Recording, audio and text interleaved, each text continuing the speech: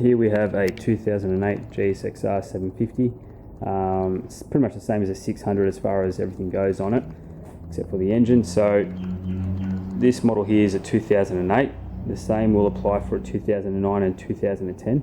I'm actually replacing, well, not replacing, but I'm taking my fuel tank off. It's got a bit of gravel damage that happened to it a while back. There's no dents in it, thankfully, but just a bit of gravel damage. I'm going to take the tank off and respray it.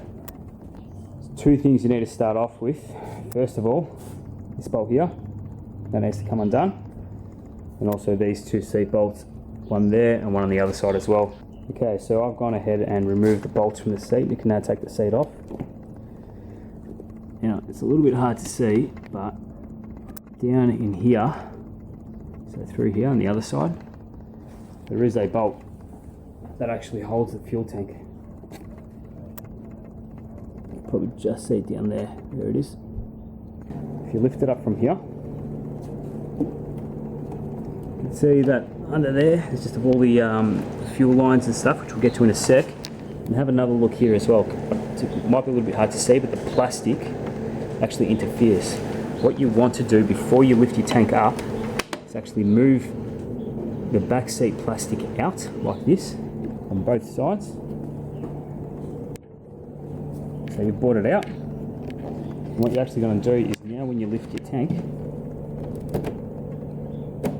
like so, it's not actually going to end up snapping your tail fairings. Now you can probably see that bolt in through there. Using an Allen key like this, you can get in there. It takes a lot of time, but you can undo it. Another way to do it as well,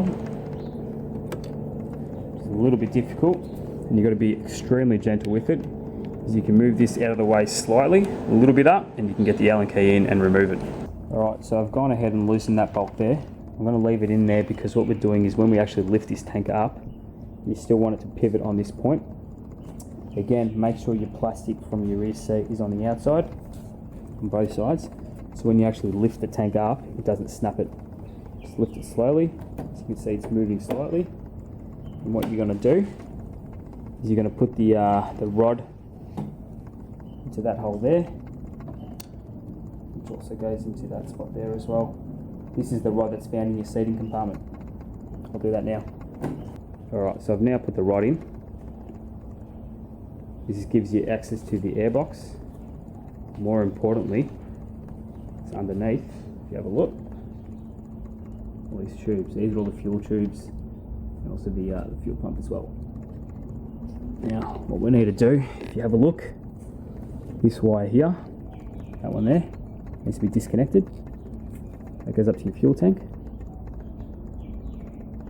and then this wire here, sorry, this tube here needs to get disconnected as well.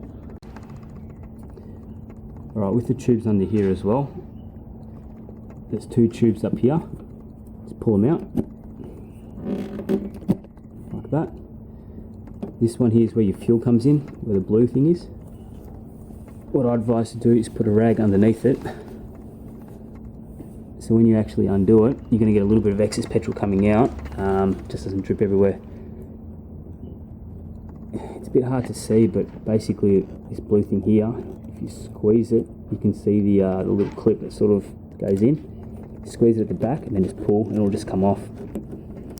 So the blue thing stays on and the black tube comes off. Like that. It's a bit of petrol there. Last thing to undo is that wire underneath there, which I'm about to get to now. It's a bit of a pain to film, so I'll just go ahead and undo it. Alright, so right now I've basically disconnected everything. You can see under here, this wire is now out, which is a bit of a prick. But yeah, everything else is disconnected off the fuel tank. I can go ahead now and remove that bolt there, and just take the fuel tank off. Okay, so right now, everything's disconnected. You can go ahead and take this bolt out. When you're doing it, maybe put a bit of, grab the fuel tank as well, take the pressure off it, like the weight. Remove that bolt. Again, be careful of the plastic here. You don't want to break anything. So just pull that bolt all the way out, like that. Now the fuel tank should just come completely off.